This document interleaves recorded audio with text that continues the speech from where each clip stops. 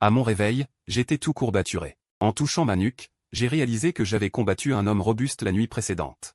Quand j'ai repris mes esprits, je me suis souvenu que j'avais signé un contrat de vente de mon corps. Mon père avait une montagne de dettes, et les créanciers avaient jeté leur dévolu sur moi.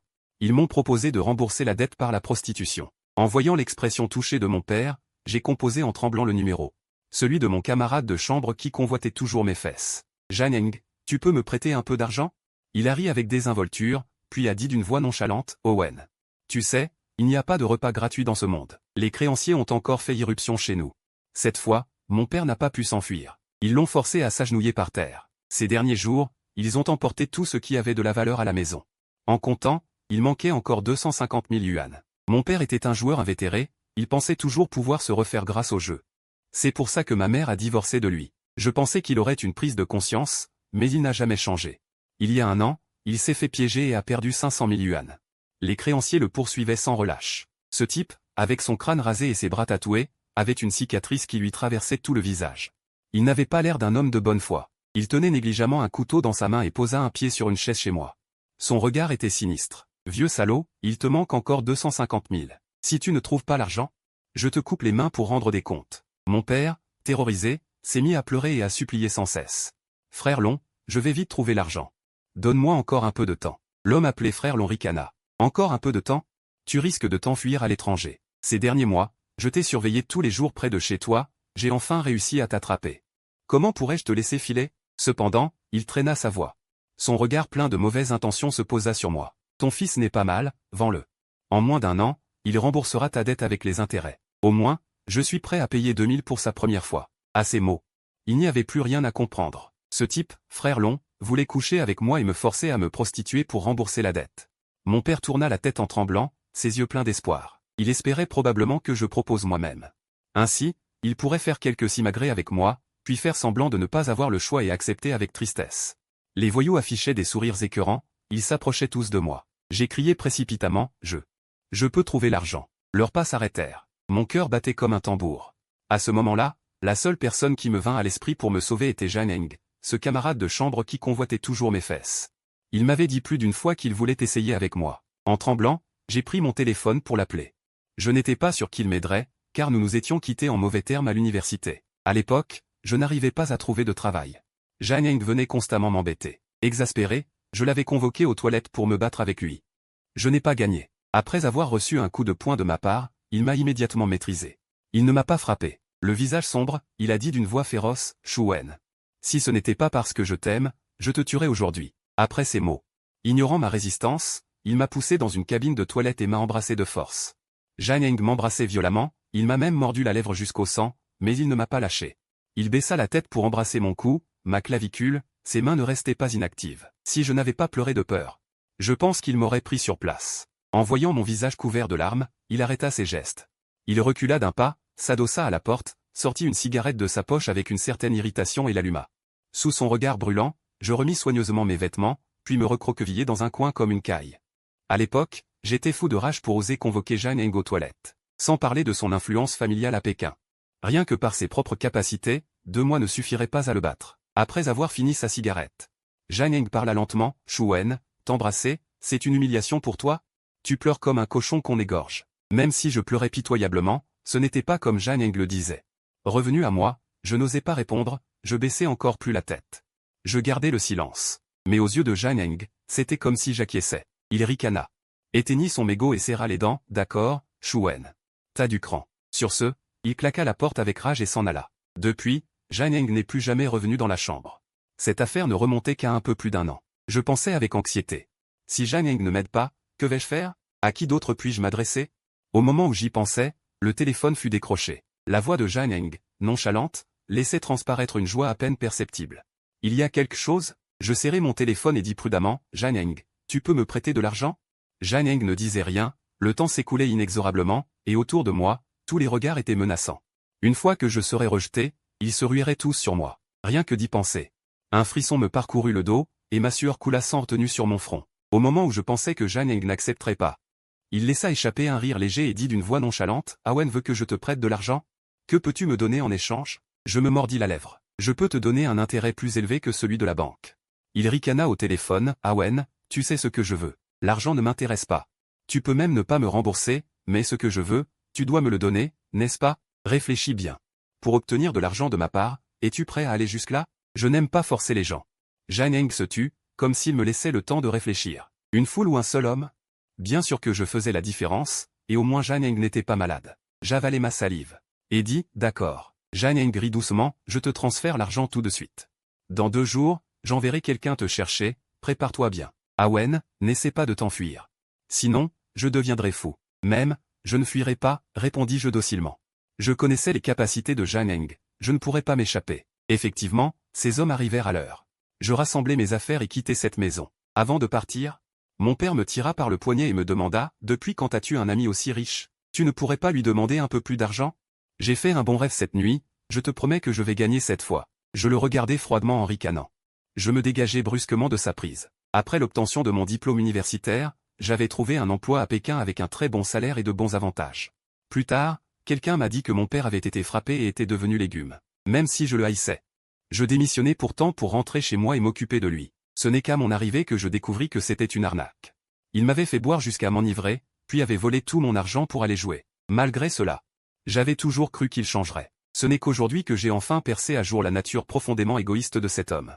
Sans dire un mot, je montai froidement dans la voiture. À partir de maintenant, je ne m'occuperai plus de lui, le laissant se détruire lui-même. Le garde du corps me conduisit devant une villa. Je repris mes esprits un instant avant de pousser la porte et d'entrer. Jan Eng était assis négligemment sur le canapé. Même en entendant la porte, il ne bougea pas, regardant la télévision d'un air languissant. Je m'approchai de lui. Et dis sincèrement, merci pour l'autre jour. Jan Eng se pencha en arrière.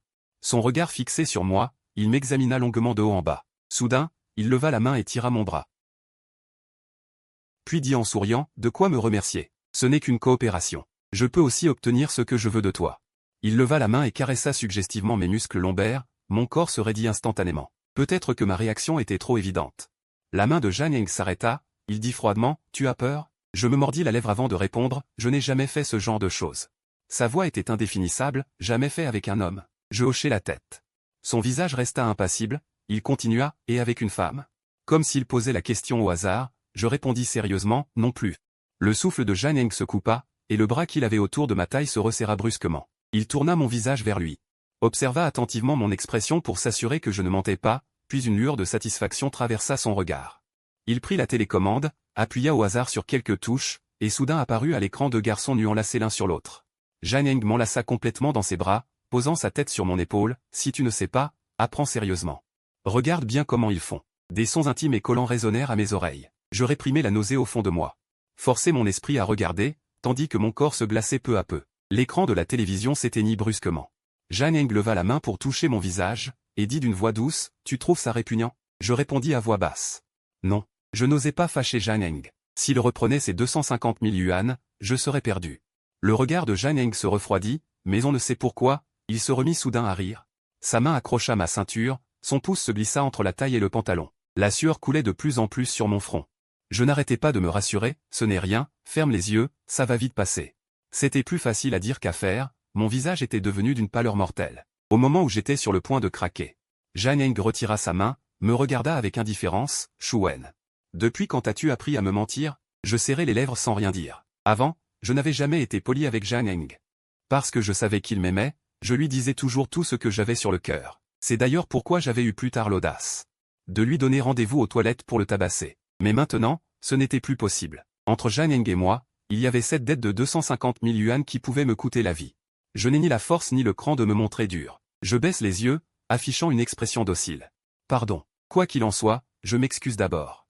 À peine ai-je prononcé ces mots que l'atmosphère dans la pièce devient encore plus lourde et oppressante. Jan Eng fronce les sourcils.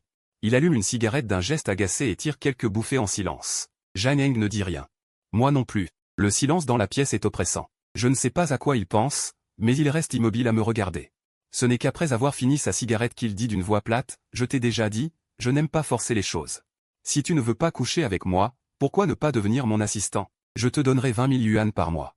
Logé et nourri. » Il baisse la tête et me regarde fixement, ses yeux traversés de courants sombres. « L'argent que tu gagnes, tu n'as pas à me le donner. Je ne te demande pas de rembourser. Tu n'as qu'à signer un contrat avec moi. Si dans un an tu n'arrives toujours pas à m'accepter, je te laisserai partir. Qu'en dis-tu? Ce sont des conditions totalement en ma faveur. On pourrait presque dire que Jan Eng fait une affaire perdante. Je ne peux pas aimer les hommes. Je connais très bien mon orientation sexuelle, donc Jan Eng ne pourra pas gagner. Je lève les yeux vers lui. Je découvre qu'il me regarde aussi. Jan Eng a rallumé une cigarette je ne sais quand. La fumée s'enroule.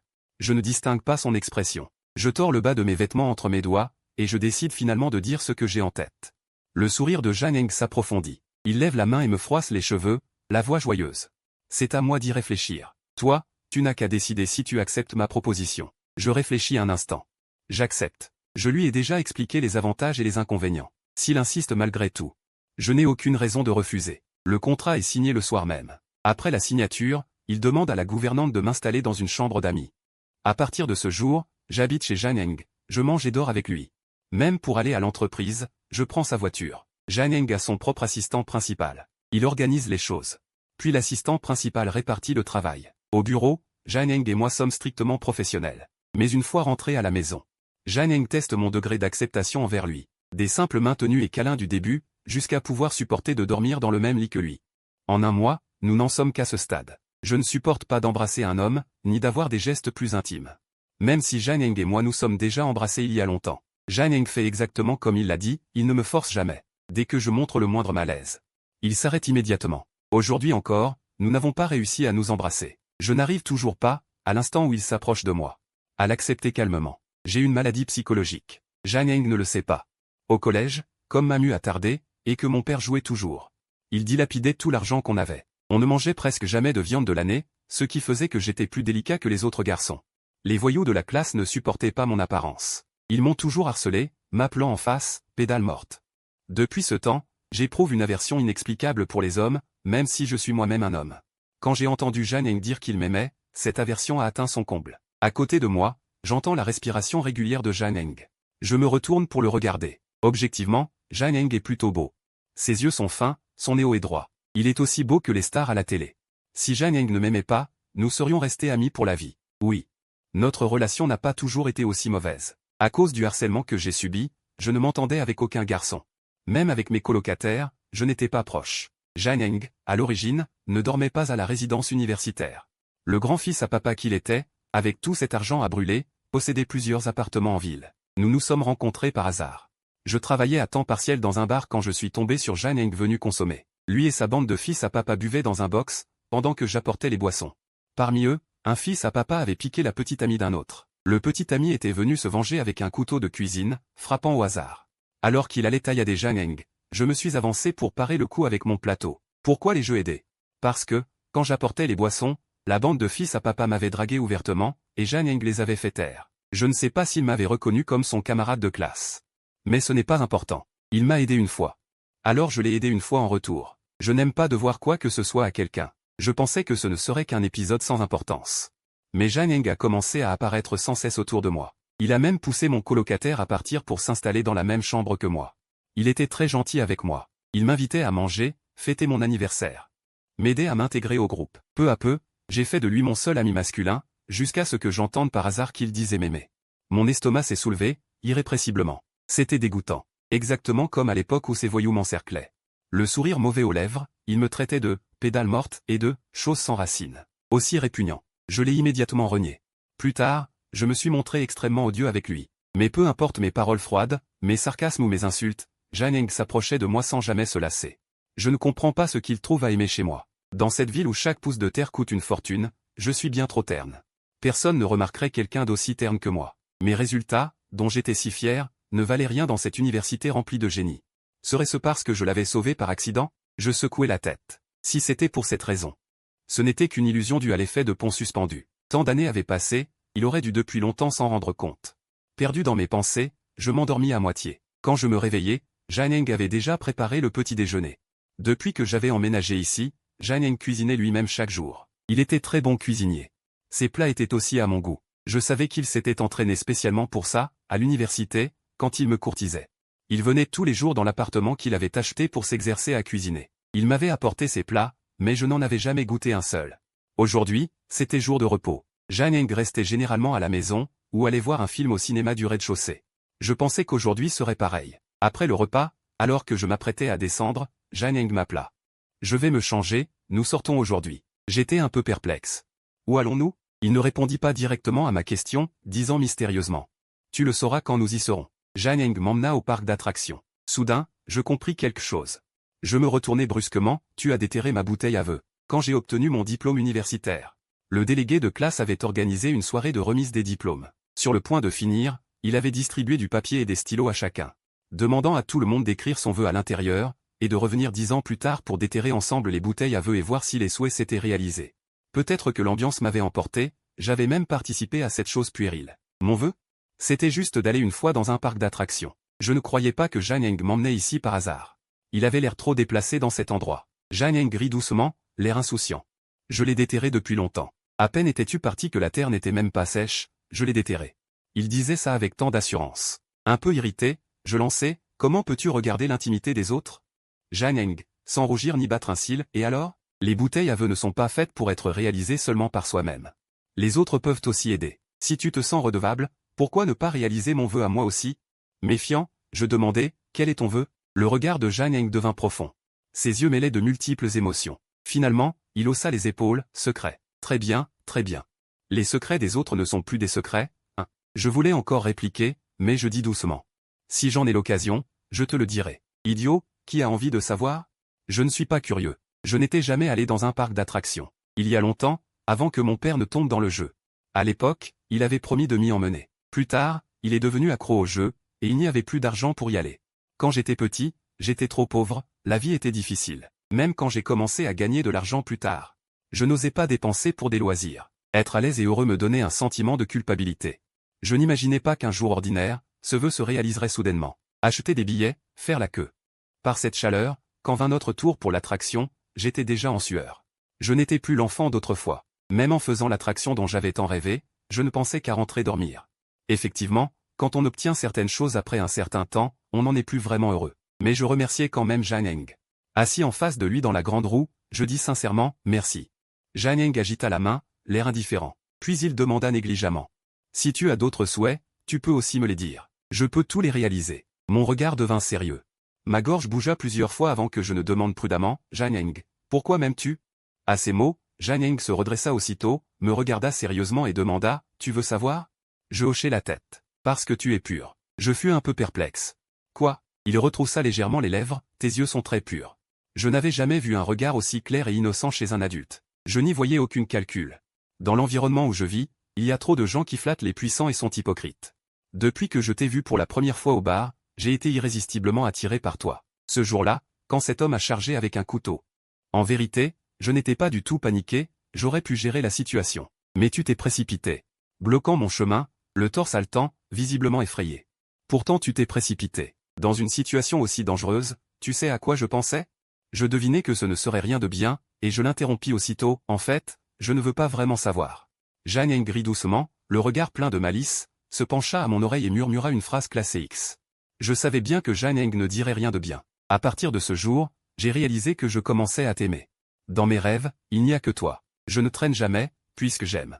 Alors va le conquérir, Zhang Eng. Tu m'aimes pour cette raison? Je le regarde, conseillant sérieusement. Des gens comme moi, il y en a plein là-bas. Tu n'en as peut-être jamais vu, c'est pourquoi tu trouves ça nouveau. Si tu m'interromps, Zhang Eng, j'ai vu. Après le diplôme, à cause de mon amour-propre blessé, même si tu es extraordinaire. Je ne t'ai pas cherché une seule fois. Plus tard, apprenant que tu étais retourné dans ta ville natale, j'ai paniqué complètement. J'ai tout de suite pris un billet d'avion pour te chercher. En chemin, j'ai vu d'innombrables hommes et femmes, beaucoup d'entre eux avaient le regard clair. Mais aucune personne ne m'a donné l'envie de m'approcher, sauf toi. Tu es venu me chercher? Quand? Les premiers jours où tu es rentré chez toi. Je fronce les sourcils, perplexe. N'étais-tu pas venu me chercher? Comment se fait-il que je ne t'ai pas vu? Zhang Eng ricane. Il commence soudain à faire des sous-entendus. Comment oserais-je te voir? Toi et ta petite amie, vous êtes tellement proches. Je suis encore plus perdu. Petite amie? Zhang Eng renifle. C'est la femme qui habite à côté de toi, que tu appelles sœur. Quand je suis arrivé, ta main et la sienne étaient étroitement collées. Je réfléchis attentivement.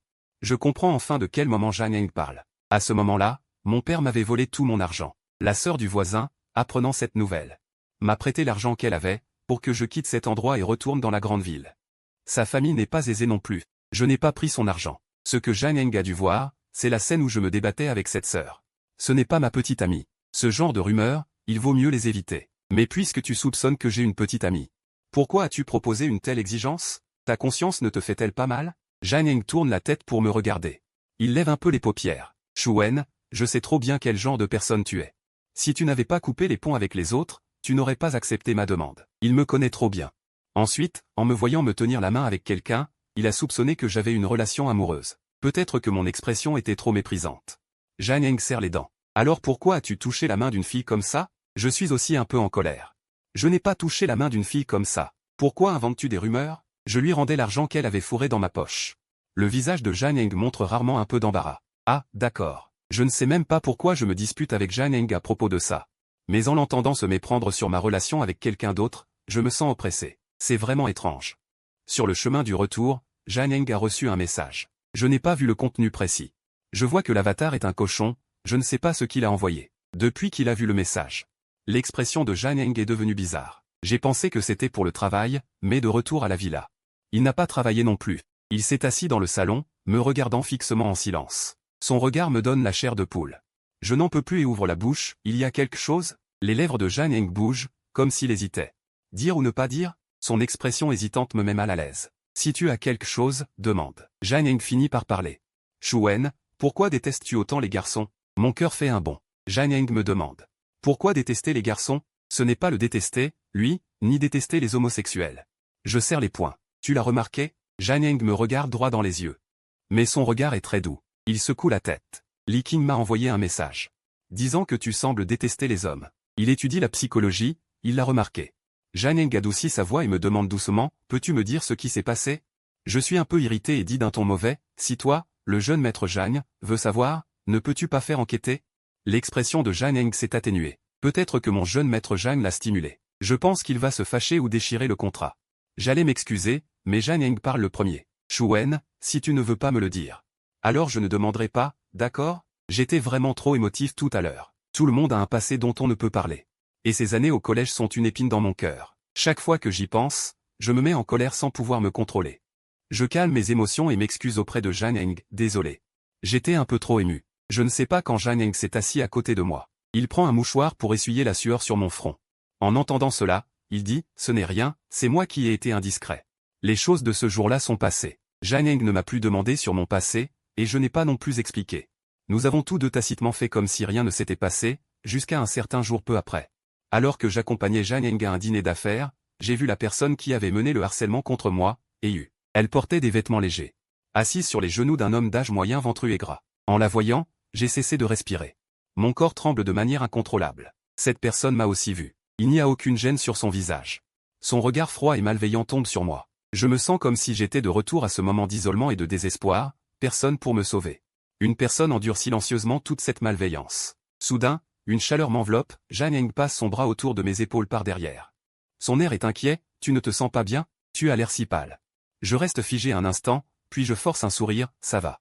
Je vais aux toilettes, j'arrive. Jang Eng m'appelle par derrière, Shu-wen. Je ne réponds pas. Il se précipite dans les toilettes d'un pas mal assuré, s'agrippant au lavabo. Il ne peut s'empêcher de vomir. Des pas résonnent derrière lui. Je me retourne. Eyu est déjà appuyé contre la porte, me dominant du regard, les yeux pleins de jalousie. Ça fait si longtemps, et tu as réussi à t'acoquiner avec l'héritier des Jang? Pas mal comme talent. Mes jambes sont trop faibles pour me lever, mais je relève la tête et ricane, c'est toi qui es doué. Après tout, ce genre d'homme, je ne peux pas m'y abaisser. J'ai visiblement touché son point sensible. Eyu se rue soudainement. Il attrape mes cheveux, le visage déformé, on est tous des prostituées ici. Tu te prends pour qui? De quel droit tu me méprises? Cette réplique m'a déjà coûté toutes mes forces. Épuisé, je le laisse faire, sans résister. Voyant que je ne réagis pas, Eyu devient encore plus arrogant. Il lève la main. D'une voix venimeuse, espèce de gonzesse, de quel droit tu me méprises? Alors que sa main s'apprête à s'abattre, je ferme les yeux, résigné. L'instant d'après. J'entends le cri de souffrance de Eyu. J'ouvre brusquement les yeux, la main de Eyu est tordue par Jang Eng. Jang Eng a le visage sombre, sa voix glaciale, qu'est-ce que tu fais à ma personne? Eyu sue à grosses gouttes de douleur, pardon, monsieur Jang. J'ai eu tort. En regardant Jang Eng, mes larmes débordent soudain, une immense injustice dans le cœur. À cet instant, elle explose enfin sans contrôle. En voyant mes larmes, Jang Eng panique immédiatement. Il repousse violemment Eyu, se précipite vers moi, me prend dans ses bras et me console, pardon. Je suis arrivé trop tard. Tu es blessé quelque part? Dis-moi quelque chose, s'il te plaît. Je pleure à chaudes larmes, incapable d'entendre ce que dit Jang Eng. Après avoir vérifié que je ne suis pas blessé. Il me soulève dans ses bras. Avant de sortir, il jette un coup d'œil à Eyu allongé par terre. Puis il ordonne au responsable qui l'a suivi de bien gérer la situation. Le responsable, tout sourire, répond « Compris, compris ». Au moment où la porte se ferme. La voix déchirante de Heiyu résonne derrière. Ce n'est qu'une fois assis dans la voiture que je retrouve mon calme. Un peu gêné, je relève la tête de la poitrine de Jan-Eng. Ses vêtements sont trempés de mes larmes, un vrai désastre. Je bredouille, mal à l'aise, combien coûte cette chemise? Je te la rembourserai. Et merci. Jan-Eng ne dit rien. Il prend un mouchoir et essuie les traces de larmes sur mon visage. Jusqu'à ce que mon visage soit parfaitement propre, il parle enfin, Shuen, tu ne veux toujours pas me le dire maintenant? L'état dans lequel tu étais aujourd'hui m'a beaucoup inquiété. Mais si tu ne veux pas en parler, ce n'est pas grave. Je te comprends. Mais la prochaine fois, ne te mets pas en danger, d'accord? Ne laisse pas les gardes trop loin. Où que tu ailles, prends les gardes avec toi. Jan-Eng leur avait déjà dit de m'écouter. Ces paroles réchauffent mon cœur. Je regarde son air inquiet, et mon cœur rate un battement. Mal à l'aise, je détourne le regard. Après un long silence, je finis par dire avec difficulté, j'ai été victime de harcèlement au collège. Cet homme était le meneur. Il crachait sur moi, m'insultait en disant que j'étais une tapette, une femmelette. Ils m'ont baissé mon pantalon, ont versé de l'encre rouge sur ma chaise en disant que j'avais mes règles. Ces 3 années de collège ont été les plus sombres de ma vie. Personne n'était là pour me défendre. J'ai grandi seul au milieu de cette malveillance. Depuis, dès que je vois un groupe de garçons, je tremble de peur. C'est pour ça que j'ai accepté la proposition de Jan-Eng dans ces conditions. Je n'avais pas le choix. Après avoir écouté mon histoire, les yeux de Jan-Eng deviennent rouges. Il a l'air encore plus peiné que moi. Il essuie ses larmes d'un geste et dit gravement. Shuen, sois tranquille. Ceux qui t'ont fait du mal, je ne les épargnerai pas, pas un seul. Pour la première fois, quelqu'un me défend. J'ai les yeux brûlants, et mon cœur se met à battre violemment sans contrôle. Comme si quelque chose poussait à l'intérieur. J'ai emménagé dans la chambre d'amis, et à partir de ce jour, Jan-Eng a cessé de me faire ces choses. Il continue à cuisiner pour moi, à prendre soin de moi avec attention. Il m'achète des cadeaux, mais quelque chose a changé. Par exemple, il prend toujours soin de garder ses distances. Comme tout à l'heure, quand il me tendait quelque chose, il a soudainement retiré sa main alors qu'elle allait toucher la mienne. Le geste était très délibéré et évident. Bien sûr, je ne m'en soucie pas vraiment, que dalle. Qu'est-ce que Jan-Eng veut dire, bordel? Avant, il me touchait, me prenait dans ses bras, avait l'air de beaucoup m'aimer. Maintenant qu'il a entendu mon passé, il a commencé à me mépriser. C'est parce qu'on m'a craché dessus, que je suis sale? Putain, ce n'est même pas de ma faute. Ce connard de Jan-Eng, qu'est-ce qu'il fout? Quelle saloperie. Tu crois que je tiens à ton opinion? Bon, d'accord, j'y tiens un peu. Sinon je ne serais pas resté éveillé à cette heure, assis au chevet de Jan-Eng. Je le fixais, plein de rancune. Peut-être qu'il a senti l'aura meurtrière, parce qu'il s'est réveillé. Il a eu une sacrée frayeur, en se tapotant la poitrine tout en allumant la lumière. Qu'est-ce qu'il y a? Tu n'arrives pas à dormir? J'étais inexplicablement en colère, j'ai répondu sèchement, je passais par là. Puis je me suis levé pour partir. La seconde d'après, Jan-Eng a attrapé ma manche. Il a froncé les sourcils. Qu'est-ce qui se passe vraiment? Tu n'as pas l'air d'aller bien. Tu es si doué pour lire les gens, comment se fait-il que tu ne vois pas ce qui me met en colère? Hurlai-je intérieurement. Ces derniers temps, Jan-Eng m'avait un peu gâté, rendu capricieux. J'ai retiré ma main. Sans un mot, je me suis dirigé vers la porte. Putain, il ne voit pas ce qui me fâche? Demain je reviens lui faire peur. À peine avais-je saisi la poignée qu'il s'est pressé contre moi par derrière, levant la main pour bloquer la porte. Il m'a coincé contre l'entrée. Jan-Eng a soupiré, puis a murmuré doucement. Shuen, parle. Qu'est-ce que tu as? J'ai répondu d'une voix étouffée, rien. J'ai sommeil, je retourne me coucher. Jan-Eng ne s'est pas écarté, il maintenait toujours la porte, refusant de me laisser partir. Es-tu en colère, Shuen? Je n'ai pas répondu. Il a appuyé son front contre la porte. Fais pas l'autruche. Sans relâche, il m'a retourné et m'a saisi le menton. Sa voix était rarement aussi ferme. Pourquoi tu ne parles pas? J'ai voulu esquiver. Je te l'ai dit, j'ai sommeil, je vais dormir. Jan-Eng a ri de dépit. Qui te demande ça? Je te demande ce que tu foutais assis à mon chevet en pleine nuit. Un peu vexé, j'ai dit, je te l'ai dit, je passais. Jan-Eng m'a regardé longuement. Son expression était indescriptible. Après un long silence, il a finalement parlé. Tu me prends pour un débile? J'ai serré les lèvres. Je n'aurais pas dû paniquer comme ça tout à l'heure. Quelle excuse à la con. Jan-Eng avait clairement décidé d'aller au fond des choses. Shuen, si tu ne me dis pas pourquoi. Je ne te laisse pas aller te coucher, merde. J'étais furieux. C'était lui qui faisait des trucs énervants. Et il avait le culot d'être aussi sûr de lui? Une bouffée de rage m'a monté à la tête, j'ai perdu tout sang-froid. Je me suis retourné vers lui en hurlant, Jan-Eng, si tu me méprises, dis-le franchement. Je me fous pas mal de ce que tu ressens. Mais est-ce que tu dois vraiment m'éviter aussi ostensiblement? Ce n'est pas ma faute si on m'a harcelé et craché dessus. C'est moi la victime. Est-ce que tu es obligé de t'écarter comme si je touchais à une saleté? Je ne suis pas obligé de rester ici. Dis un mot, et je me casse tout de suite. Je ne t'embêterai plus. Ma voix tremblait presque, comme si j'avais subi une immense injustice. Mais j'ai retenu l'amertume dans ma poitrine, refusant de pleurer. Zhang Eng est resté figé une seconde. Puis il s'est excusé immédiatement, j'ai eu tort, Shu Wen. J'ai mal compris. Au début, je pensais que tu manquais simplement d'expérience, que c'était pour ça que tu avais peur de mon contact. Je me disais qu'avec le temps, tu finirais par t'y habituer. Je ne savais pas que tu avais vécu ça. J'avais peur qu'en te touchant trop, tu éprouves du dégoût. J'avais même prévu de te laisser partir dans un an. Je suis resté figé, puis j'ai fini par dire « Tu me laisserais vraiment partir ?» Zhang Eng a marqué un temps, puis a répondu d'une voix étranglée, même. J'ai levé les yeux vers le plafond, refoulant mes larmes. Je l'ai appelé, Zhang Eng. D'une voix calme, j'ai dit « T'es vraiment un idiot. » Zhang Eng a relevé la tête, son expression était tout un spectacle. J'ai été obligé de rire, mais en me rappelant que j'étais fâché, j'ai aussitôt pris un air sévère pour lui demander « Et maintenant, si je dis que je veux partir, tu me laisseras ?» Zhang Eng n'a rien répondu. Son visage était plein de tristesse, mais il a fini par dire « Il est trop tard aujourd'hui. Demain, je te raccompagnerai. » J'étais si en colère que j'ai enfoncé ma tête dans sa poitrine et murmuré « Comment se fait-il que tu sois encore plus borné que moi? Tu ne vois pas que je suis tombé amoureux de toi ?» J'ai senti son corps se raidir. Après un long moment, il m'a demandé, incrédule, « Shu Wen, tu parles sérieusement ?» J'étais rouge jusqu'aux oreilles, je n'osais pas lever la tête. J'ai enfoui mon visage encore plus profondément avant de répondre d'une voix étouffée. « Oui. » Puis j'ai ajouté, « Mais est-ce que tu peux m'attendre encore un peu? Il se peut que je n'accepte pas tout de suite ton contact. On y va doucement, d'accord ?» Zhang Eng, fou de joie, m'a serré dans ses bras en s'écriant « D'accord. Je t'attendrai. » Shu Wen et moi, on s'est mis ensemble. C'est un peu embêtant. Pendant ses heures de travail, il m'appelle toujours dans son bureau pour me pétrir les joues, me prendre les mains. Comme un démon affamé, il m'exaspérait. Même si mon travail n'était pas si important. Mais tu n'exagères pas un peu? Zhang Eng avait un bras autour de ma taille, l'autre main occupée à signer un contrat.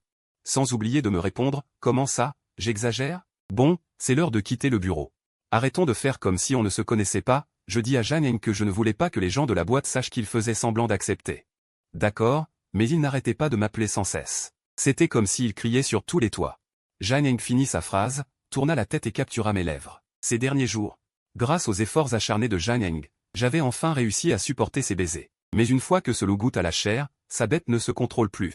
Zhang Eng me plaqua sur la table pour m'embrasser, et peu à peu, la situation devint hors de contrôle. D'une main, je le repoussais. De l'autre, je serrais désespérément mes vêtements, la voix tremblante, Zhang Eng. Zhang Eng s'arrêta. Il observa attentivement mon expression, s'assura que je n'éprouvais pas de dégoût. Puis se calma. Il releva la main pour reboutonner ma chemise, puis baissa la tête et vint poser son front contre mon épaule. La voix rauque, Shu Wen, aujourd'hui, c'est possible? Zhang Eng ne pouvait jamais s'empêcher de m'embrasser. Et finissait toujours par s'enflammer lui-même. Si je refusais, il ne me forçait jamais. Il se contentait de se débrouiller tout seul, l'air pitoyable. Je réfléchis avant de dire, essayons, peut-être. Et ce soir-là, il m'emmena directement au supermarché acheter ce qu'il fallait. Mais à ce moment-là, il avait encore l'esprit de me demander ce que je voulais manger. Je fus surpris, tu vas cuisiner toi-même aujourd'hui? Je pensais qu'avec son attitude au bureau, cet air de vouloir me dévorer immédiatement, il rentrerait à la maison dès les courses finies. Zhang Eng, lui, pensait à autre chose. Une lueur amusée traversa ses yeux, même pressé, il faut manger. La nourriture dehors n'est pas saine. Je sais que tu es pressé, moi aussi. Pressé mon œil. Après le dîner, on se reposa un moment. Puis Zhang Eng rangea ses affaires et partit prendre une douche. Moi, je ne restais pas inactif, je me forçais à regarder un peu, puis Zhang Eng sortit.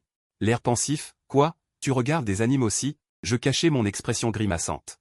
Pris un air sérieux, et alors? C'est interdit de regarder des vrais gens? Sur ces mots, je me levai calmement. Sous le regard de Zhang Eng, pris mes vêtements sans me presser, puis m'enfuis à toutes jambes dans la salle de bain. Après ma douche, je me donnai du courage avant d'ouvrir la porte. Zhang Eng était adossé au lit. Quand j'arrivai, il avait déjà tout déballé. Il m'allongea doucement sur le lit. Sa voix très basse, pleine de tendresse, « Si tu ne veux pas continuer. Dis-le-moi. » Je hochai la tête, et l'instant d'après, Zhang Eng baissa la tête et m'embrassa. Quand je rouvris les yeux, Zhang Eng n'était plus dans le lit. Je le trouvais en train de téléphoner, d'accord, alors je confirmerai l'heure avec lui. En me voyant entrer, il raccrocha, m'attira sur ses genoux, tout en massant mes reins, et me dit, mes parents veulent discuter avec toi du mariage. Je n'avais même pas eu le temps de bien me montrer, comment ont-ils accepté? Zhang Eng rit doucement. J'étais là, non? Si tu te sens coupable, tu peux bien me compenser. Cette phrase me sembla familière. Je me rappelais soudain ce que Zhang Eng avait dit ce jour-là au parc d'attractions. Zhang Eng, quel était ton vœu dans ta bouteille à souhait? Les mains de Zhang Eng qui défaisaient mes vêtements s'arrêtèrent. Un sourire plein de sous-entendus au coin des lèvres, il ouvrit un tiroir d'où roula une bouteille. Il me tendit le papier à l'intérieur, sur lequel était écrit « Épouser Shu Wen, l'embrasser tous les jours. » Lui toucher la taille, et puis, la suite était vraiment trop gênante. Jianying tourna la tête et mordilla mon lobe d'oreille. Murmurant en riant, j'ai réalisé ton vœu, tu ne vas pas réaliser le mien. Mon bébé, ces deux mots prononcés avec une douceur infinie me firent frissonner tout le côté du corps. Mais je n'allais pas me laisser avoir. Si ces vœux devaient tous se réaliser un par un, j'en mourrais. Jianying était vraiment un pervers obsédé par mon derrière. Je décidai immédiatement de lui rendre le papier, on en reparlera. L'instant d'après. Jianying me poussa sur la table, se pencha sur moi, le regard brûlant. Mon bébé, le mariage, ça ne se remet pas à plus tard. Je sentis un mauvais pressentiment et m'exclamai. Pas de remise, on se marie tout de suite. À cause de cette phrase, Jianying m'emmena cette nuit même à l'étranger pour officialiser notre union. Un mois plus tard, Jianying et moi eûmes un mariage du siècle.